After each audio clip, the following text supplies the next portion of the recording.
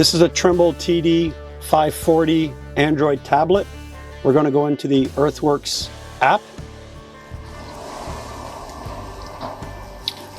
We're going to log in as an operator.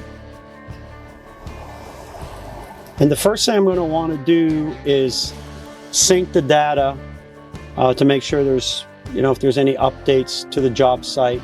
I can see here that I have my gateways connected on the cellular. So what I'm going to do is I'm going to go into the job setup. I'm going to go to File Transfer, and it's already defaulted sync files with the connected community. So I'm going to press Sync. It's going to connect to the cloud. It shows that my files are synced. And pick OK. Then I can go in and open up the design that is required. So in this case, the Long Beach concrete came in, so I can select that one.